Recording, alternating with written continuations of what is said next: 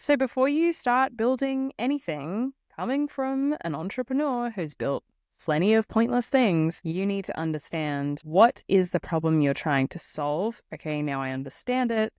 Would either process automation, AI workflows, or AI agents be the best solution for this use case? And what platform would be best to build them on? And how much am I willing to spend to leverage AI? Hey friends, I'm Caitlin Sapir, and you are listening to AI and Anxious, a show making the AI future less scary, one conversation at a time. Today, we are talking about AI agents, which is honestly one of the topics I get asked about the most and is the strongest AI hype and anxiety cycle of 2025. People are really excited about what AI agents can do and are certainly fearful of job loss, as there are some pretty clear parallels of how this could take over tasks of a variety of workforce roles. And we will talk about exactly what AI agents do, and we'll get into that a little bit more later. I am going to be creating an entire course on Udemy that goes through understanding and building AI agents step by step for nerd-curious non-coders soon. But otherwise, I will do my best today to imbue some quick wisdoms on the topic for someone wanting to get into AI agents, getting started on understanding them in the context of work and how you can use them to your advantage. There is a lot of confusion about what they actually are, what they can do, and most importantly, how to use them without breaking the bank or losing your damn mind. I've already gone through the trials and tribulations for you, and hopefully I can just give you some very clear guidance as to how to set them up, and even if you need to. So I want to start first with clarifying what an AI agent is and what it's appropriate for, as often people get confused with wanting to use an AI agent, and what they really needed was actually process automation or an AI workflow, which are quite different tools. The biggest challenge with AI agents at the moment is there's a lot of hype around capability, but they are difficult to implement, expensive, and are often implemented for the wrong problems, becoming a peg in a round hole type solution because it's novel, cool, and sometimes overhyped. But in saying that, AI agents are amazing when they're applied to the right problems, and I will go through that now. So basically, the definition of an AI agent is like having an independent little digital worker who can think, make decisions, and handle complex tasks without constant supervision, and has the ability to operate when asked for given tasks, or can operate 24/7, assuming you found a problem to justify running an agent all night and day and are happy to cop a lot of costs for that. The key characteristic is its ability to take initiative and adapt. It doesn't just follow rigid rules, but can understand context and adjust its approach. There's a bit of confusion around what types of AI tools you should actually use in your day-to-day workflows. AI agents are something that have been talked about a lot last year and this year, but there are actually a few tools that can be used in place of AI agents or sometimes get mistaken for AI agents. So the first one is process automation. And then the second one is using the AI chat interfaces directly when you type in a question and it chats back. Number 3 is AI workflows or AI automation workflows. And then you have AI agents. So I'll go through each of them right now just to give you a clearer idea of the types of AI tools that are available that are actually genuinely AI agents, and then others that could be used instead of AI agents. So the first one being process automation. So Zapier is a good example of this. It's like a conveyor belt type solution. So when X happens, do Y. So that would be, for example, in the professional world, when someone fills out a contact form, add them to my email list, and then send a welcome email. That's quite a straightforward piece of automation. It follows strict kind of, if this happens, then do this rules. And it's good for predictable, repetitive tasks. It cannot handle variations or make decisions. Then you have using Claude or ChatGPT directly. So it's like having a smart conversation partner, but it requires constant human guidance and input. It's great for one-off tasks or brainstorming. I mean, there's a lot that you can do with the user interface, which I cover in my course, Gen AI Jumpstart, but you do need to be present and directing the interaction, and it can't really work independently over time. Then you have AI automation workflows. So for example, you could take this document, summarize it with AI, then use another AI to create social posts. It combines multiple AI tools in a sequence. It still is determining, though, predetermined paths, and it's more flexible than basic automation, but less autonomous than AI agents, and there's a limited decision-making ability. And often AI workflows will actually be advertised as AI agents, which I'll get to a little bit later. Then we have the AI agents. So this is a next level use case of AI. AI agents can understand goals and figure out how to achieve them, make decisions based on context and previous actions. They can work independently over time. They can coordinate with other agents. So for example, monitor our competitors, analyze their strategy changes, adjust our content plan accordingly, and implement those changes. So you can see how AI agents can be very powerful, but also very complex, and how the other tools can be useful to use instead of going all the way to AI agents, because AI agents are very complex, expensive, and can be difficult to achieve. But there are definitely ways to set up AI agents if you're a non-coder, which I will go through soon. So the time where you would consider implementing an AI agent would be if the task requires ongoing decision-making, the process isn't completely predictable, you need autonomous operation, you need multiple steps, require different types of intelligence or skills, and the task needs to adapt to changing conditions. So a real-world example of a few of these tools and when they would be relevant,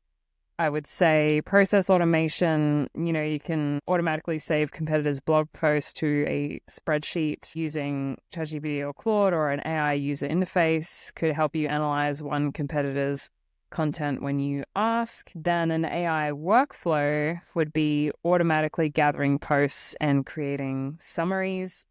Then an AI agent could monitor competitors, identify trends, suggest strategy adjustments, and implement approved changes, all while adapting to market changes and your feedback in real time. So it all sounds pretty exciting, but if we take a step back, the anxiety around the new agentic AI era is clearly grounded in, what does this mean for me, my job, and my role?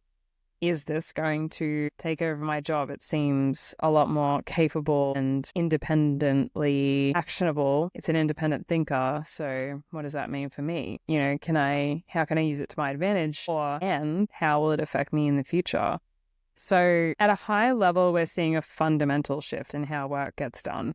It's important to look at this pragmatically, what's actually happening with AI agents versus what might happen. And there's a lot of things that might happen, but a lot of those things have not eventuated just yet. And even when they do, it will take a bit of time to actually be reflected in the workforce. But at a high level, where I suppose in terms of managing AI anxiety, there will always be an unknown and the speed of progression that will make us feel uneasy with AI. But with additional understanding and practical steps, that AI anxiety will definitely lessen. There are some jobs that are being replaced with AI, but mostly it is tasks rather than entire roles being taken on by AI agents, and individuals are being supercharged with multi-worker AI agent teams. Though in saying that, we are seeing a rise of AI-enabled side hustles and one-person agencies, with good old Sam Altman, tech CEO group chat, putting bets on the first one-person company billionaire being possible with AI agents. But more broadly in the workforce, some examples would be marketing teams using AI agents for content distribution and generation, but still needing human strategy and quality assurance. I know there are sales teams using agents for prospecting and sales development, representative-related tasks like Bosch the SDR bot from Relevance AI, but humans handling relationships in that space, and financial analysts using agents for data processing, but providing expert interpretation. I think the scariest thing about AI agents isn't that they'll take our jobs. It's as they're showing us how much of our work was meaningless, busy work to begin with. I've always struggled from a young age to understand and come to terms with the inefficiencies of many jobs and tasks that humans undertake, particularly in industries like healthcare, law, and finance, which directly impacts the disadvantaged and underrepresented populations. I am so glad that we can start to reimagine work so that we can start to do truly meaningful and rewarding work we enjoy and create much better societal systems for greater equality and services around the world. Mic drop. And to that point, there are very clear areas where humans do excel over AI. Strategic thinking, novel problem solving, building genuine relationships, understanding nuanced content, making judgment calls in complex situations, emotional intelligence, and original thought. Creativity and communication are really at the core of what we do well. And that will come more and more to the forefront over the next decade. So in summary, the future isn't about competing with AI agents. It's about knowing which problems they should solve. And this year in particular, dubbed the Year of the AI Agent, is about experimenting and starting small and building out systems over time, just like we did when ChatGPT was first released. And we all got on and experimented with that. And obviously our prompts and processes now are different to how they were when the systems were first released. So I'm assuming, obviously, you're keen to understand how to identify AI agent use cases and deploy agents, as I have been ranting on about it for about 10 minutes. I will jump into some quick practical tips I have for understanding how to start, and I do cover this a little bit in a Medium article I wrote recently, 7-step kickstart guide to building AI agents, which I will include in the description. So I have good and bad news. The bad news is a lot of complex AI agent builds do require coding and a bit of software engineering, with Crew AI and AutoGen being the most popular coding libraries used by developers, and I would say LangChain as well, or LangGraph. The good news is that there are no-code and low-code AI agent creation platforms and templates popping up everywhere, including Cogniflow, Flowwise, and Relevance AI, though it is important to note that if you search for AI agent no-code solutions, you may get offered up platforms that are actually AI workflow builders, not AI agent builders, even though they advertise it as an AI agent. This is because startups and new platforms are trying to jump on the AI agent hype train and understand this is a much more popular search term than AI workflows, therefore they just call it AI agents instead, but that distinction will become clearer as time goes on. Basically, if you can see the entire process laid out in a flowchart and every single step needs to be explicitly defined by you, it's probably an AI workflow builder, not a true agent system. And AI workflows are amazing to use too, and so are automations. I use all of those types of tools in different respects. It just fundamentally comes down to the right tool for the right job, and you want to know if you're actually using agents or not. So before you start building anything, coming from an entrepreneur who's built plenty of pointless things, you need to understand what is the problem you're trying to solve. Okay, now I understand it. Would either process automation, AI workflows, or AI agents be the best solution for this use case? And what platform would be best to build them on? And how much am I willing to spend to leverage AI? And you can use AI to guide you through this process. So I will include an example prompt in the description, but an example prompt you could use is, I am a blah, your role at type of company / industry. Here's what my typical week looks like. List 3 to 5 main activities you do regularly. Help me identify tasks that are repetitive and follow clear rules that require processing information and making simple decisions that need ongoing monitoring etc., and get to rate them on a complexity, decision-making required, predictability, and impact scale. So that can get you started as to what tasks you could potentially get your AI agent to do and determine if automation is actually a better solution for you, or if maybe AI workflows in the middle there might be best. So you'll be able to understand if you need to choose process automation, AI workflows, or AI agents based on basically a set of criteria. So you choose automation if the task follows the same steps every time.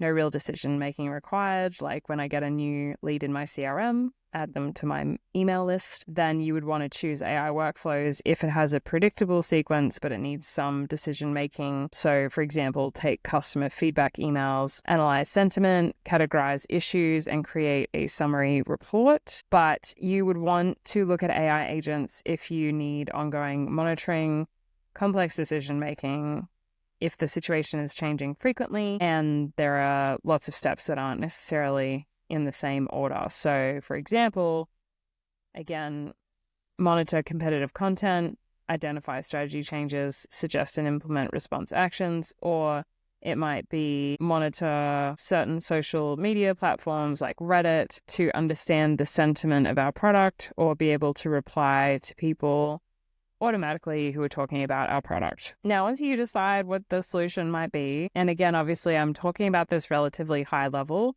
but I will be creating a course that will actually take you step by step through that process, and also deep diving into AI agents, but being a bit of a crash course. You would then start to think about what is your minimal viable process. So what is the smallest piece of work you can do to prove out whether this agent or automation or AI workflow is actually going to be useful in your work. So you'd want to pick one small task, takes less than 30 minutes to do when done manually, and write down how you do it manually, where you can make decisions, identify information you need, and then also what is the ultimate output that you're looking for. For example, across the three tools of process automation, AI workflows, and AI agents, you could, first of all, with automation, try connecting two apps in Zapier. Workflows, you could try a simple two-step workflow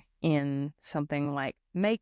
I will put a link to Make in the description, which is one of the AI workflow tools. And for AI agents, beginning with 2 agents doing one task, and you can work your way up to 20 agents doing things that I and others have set up, which gets pretty complicated. Then when you're measuring results, you want to have a manual process first, compare the outputs, track time saved, and then document any issues. So putting that all together, like an example for a marketing professional would be, I spend too much time creating social media content. I mean, honestly, that applies to anyone and everyone because social media has taken over our lives. So we love that. Step 1, picking a specific subtask. So just focus on creating LinkedIn posts from blog articles, for example. Step 2, map current process, read a blog post, identify key points, write a headline, draft main content, etc. Then step 3 can use, usually for social media, AI workflows are generally the best, though agents can obviously uplift that process too. But then you could essentially set up a workflow that will create a blog, do an AI summary, AI post creation, have a human review, and then set up a scheduler. So you can try that with a couple of posts, kind of see how much time it actually saved you in the end, look at the quality of the posts, and be able to work on the prompt that is underlying to make sure that the quality is there. So normally with building these types of solutions, and if I'm building AI agents, I would be using a coded solution. So I'd be creating with CrewAI or LangChain or LangGraph, but Flowise, Gumloop, Make, Cogniflow, and Relevance AI are quite helpful in creating no-code or low-code solutions in terms of experimenting with AI agents. So I have a list of a bunch of platforms in that Medium article that I'll put in the description. And yeah, we're honestly, I know that was a lot of information. And like, I'm sorry, but not sorry, because it's important information to know. And, we're in quite a transitional period at the moment in the technology space. And it's like the old saying goes, the best time was when ChatGPT, when agents first became available. But the second best time is right now to work on these solutions. So it's still very early days. I think it's the perfect time to learn and adapt and position yourself now as someone who knows how to leverage AI agents to future-proof your career by becoming expert, or at least more knowledgeable than the average person in human-agent collaboration. So yes, lots of information. Hopefully that made sense. I think that about wraps up this episode. It was made possible by Jack Lark, a cool actor and real-life human, not an AI bot, who allowed me to skip coffee today to film and record this segment, so thank you. If you want to deep dive into AI generally as a non-coder professional, check out my course, Gen AI Jumpstart, at blackfeather.com, and check out the testimonials for the course on my YouTube channel, AI and Anxious. I will be releasing that full step-by-step AI agent course on Udemy within the coming month, I would say. I will also include any relevant links in the podcast description. Thanks for listening, and please do follow or subscribe to this podcast to stay up to date. And any and all star ratings are welcome. Maybe don't roast me too hard. I only just started this podcast. Next podcast, I'm keen to explore how organizations can be AI first and think about how they can restructure their org charts to infuse AI agents into their day-to-day operations. But otherwise, that's it for today. Until next time, my friends, we are now entering an era where being busy isn't a badge of honor anymore. AI agents are forcing us to justify why humans need to be involved at all. They are truly the definition of work smarter, not harder, and I am so here for it. What are we saying to each other? Seems they're trying to teach us a basic tonal vocabulary. It's the first day of school, fellas.